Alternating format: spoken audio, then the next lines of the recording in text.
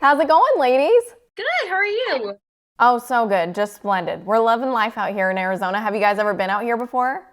Oh yeah, I love Arizona. I might be heading to Arizona for my mom's birthday. She just wants to go. There's so many amazing restaurants in Arizona. I want to like do a little food tour. Oh my gosh, that would be so fun. Definitely come on down. I know that your mom, you did something special for her for Mother's Day, so this would be a really good retreat to bring her down. Yeah, seriously, seriously. What about you, Jade? Have you been out here before? I've only done road trips that go through Arizona, so I haven't actually spent enough time there, but it just seems like such a great place to be. It's definitely top on the list. Yes, yes. Keep it top, girlfriend. When you guys come out here, there's so much to do, and the Yeah. hiking, everything. You're gonna love it. So it's not only beautiful here, but it looked beautiful where you guys were shooting, though. Albeit you guys were mostly stuck away in a in a little container. But outside of that, you guys, where were you shooting? Was that in Canada? Yeah, we shot in Vancouver. It looked beautiful. Did you guys get to go Yeah. explore and hang out inside or outside in the nature? Yeah, it's interesting too because Montana is where the show takes place, and I feel like Montana plays such a like important role in the show.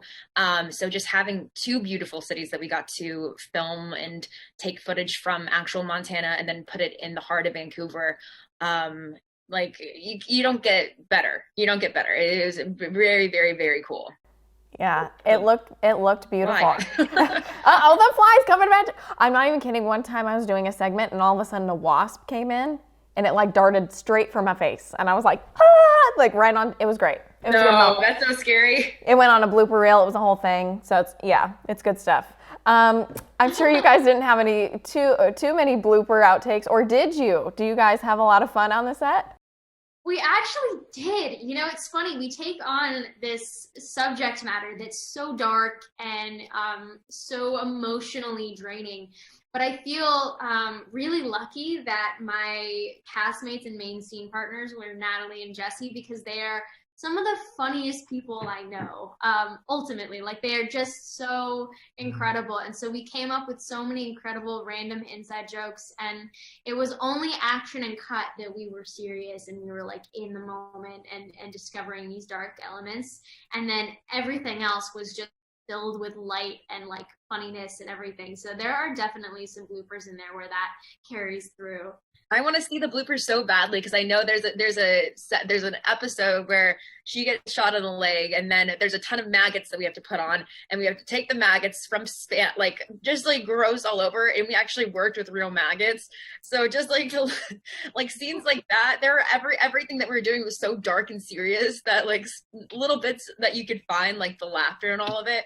We just found, I mean, she's wobbling around with two arrows stuck out of her leg. Like there were definitely a lot of jokes there. Well, and then my mind goes to also Ace Ventura when nature calls, when he gets like an arrow shot in one leg and then the other one. So you were like full on embracing a Yeah. little bit of Jim Carrey in that probably. I can't believe that you had to put real maggots on. How was that?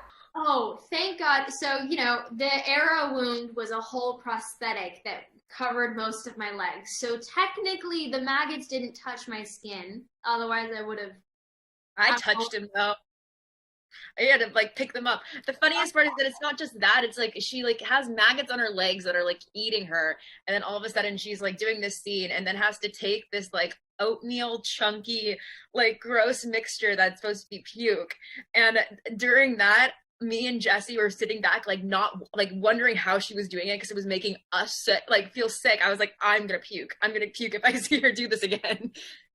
It's interesting what we do for our job. Just like Yeah. a day at work, we were duct taped and maggots on our leg and fake puke, little Blood things. everywhere. Yeah, just like the use, just a typical day to day.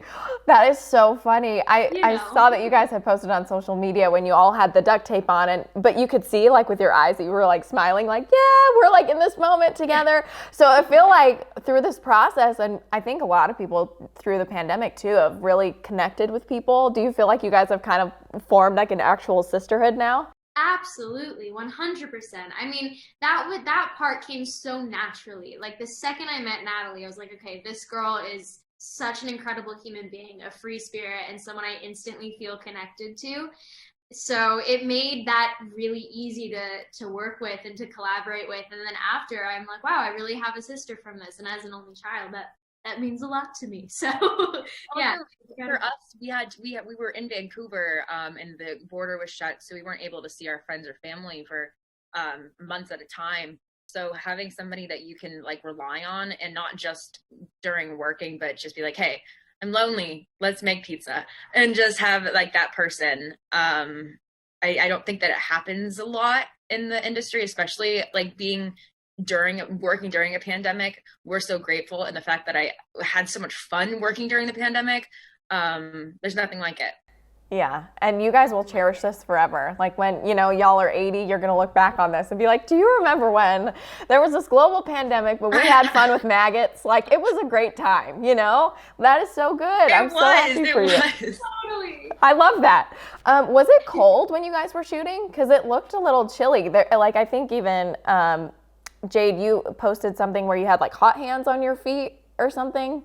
Was it cold out there? Yes. So that was, that's kind of cold. That sequence of Grace running through the woods was originally shot in October. So it's cold. We're in Vancouver. It's cold. But then in December, we have to reshoot it because of some technical reasons. So we come back to reshoot it in a new location, and there's snow on the ground. And I had never really experienced snow before either. I'm totally a Californian. Like, I don't know how to run in it barefoot. So I was running through it, and it was freezing. And it's kind of interesting. We spent our quarantine in the summer, and then as the show progresses, it got much, much more cold.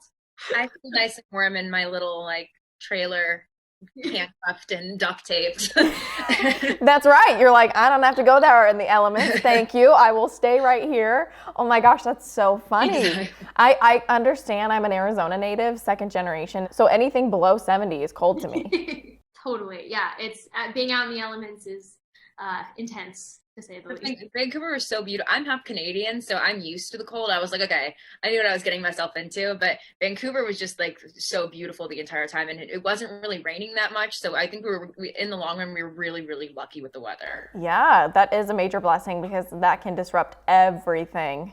And that's not fun for you guys to have to go back and reshoot a million things over and over and over again.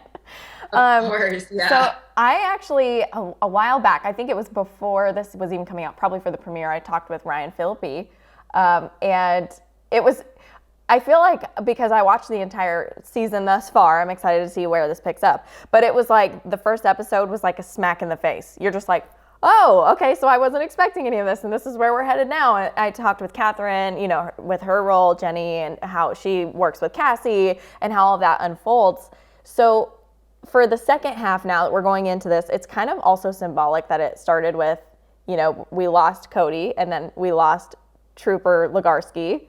So now I'm wondering, what in the world is in store for this second half? That's a great question. And I think what's like a good sign is, we get each episode before we get the next ones. Like, we get whatever we're shooting at that moment, right? And so I remember when we were like in the beginning of filming, each episode you get and you're like, what is going to happen next? Like, we as actors have no idea what's in store for us. And that continues with each episode. So I think there's so much to dive into. And again, nobody's safe. You never know what's going to happen next, but that's what makes this show really exciting. And I'm really excited for people to see where the Sullivan sisters end up and how they deal with the most traumatic experience one could ever imagine being in. So there's a lot of exciting things ahead. I'm excited to see what happens. I think probably I, along with everyone else, was like screaming at the screen at the end, like, yes, you go, girl. I just think what I also love about this show is like women empowerment. Like, there are so many strong women who are like at the forefront of the show. And so I was like, you go, girlfriend. And so then I'm also thinking, oh no, someone else is coming. Be ready for who's coming. So it's going to be interesting to see how it all plays out. We'll try to guess it along the way. Maybe we'll be right. Maybe we'll be wrong. But like you mentioned, like, this covers a lot of. I think that with David's mind, there's no, even when like your wildest guess, you would think there would be like somewhat true, and then you're like, no, that completely wasn't what I was expecting. You're so right. And I think that's what is going to make this show so successful. I think it automatically was so you know, jarring, that people were like, whoa, this is something completely different than what we've seen before. And I think that's what is making it so intriguing. So we're excited to see where this goes. And we're excited to see what happens with you guys. I think you both have just done, in general, such a phenomenal job in your careers. I've loved you both in different things that you've done. And I've also loved hearing you guys sing on the show. That was awesome.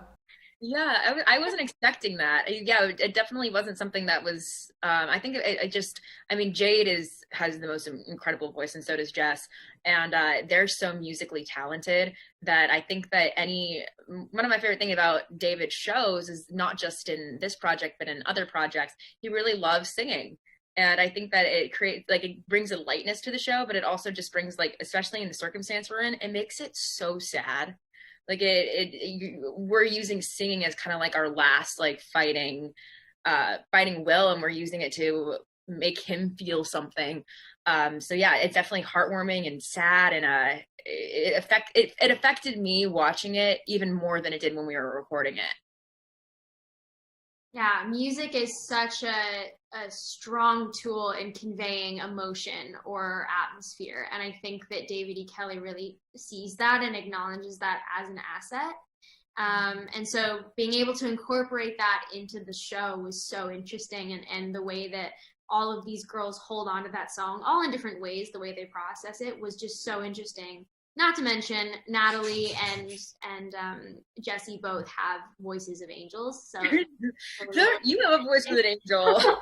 I know, you all three all started singing, and I was like, what in the world? I didn't know we had this hidden skill. Like, this is incredible. It sounded great. You guys should totally make an album after that. I would buy it. It's one of my favorite lines. She goes, yeah, I think we should maybe start a little girl band. I'm like, it's one of my favorite lines in the show because it's so cute. It is so cute. You guys, I love it so much. Well, I know that we've kind of like talked about, you know, the themes throughout, but is there kind of a general takeaway that you want people watching to think of?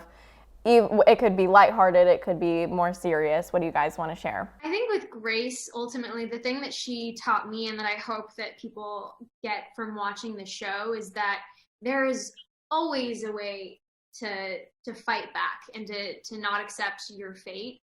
And I think that Grace is a really good example of showing resiliency and intellect and intelligence and true survival instincts. And yes, fear is a very prominent feeling when you're in the most traumatic experience one can imagine, of course, but there's also so many other elements at play. And to know that no matter what situation you're in, whether it's as extreme as being kidnapped or anything in life, being strong and empowered enough and confident enough to get yourself out of the situation, I think is really a powerful little thing. My main message would just be, like, road rage can get you some dark places. So be careful who you're screaming at on the road, because I tend to do that. And then on the road now, and I'm like, wait, I need to learn a lesson. Like, that's my takeaway. I think it's a beautiful, exactly. It's a beautiful takeaway. We're not going to go that route again. Yep. And especially out here in Arizona, it gets hot and we get angry. So we don't want to go there. We'll just leave it. Keep everybody happy. Thank you so much for your time, ladies. I really appreciate it. Congratulations on all of your careers, the show in general. We're all rooting for you, and know that I'm sending you some Arizona sunshine. Thank you so much. Thank you.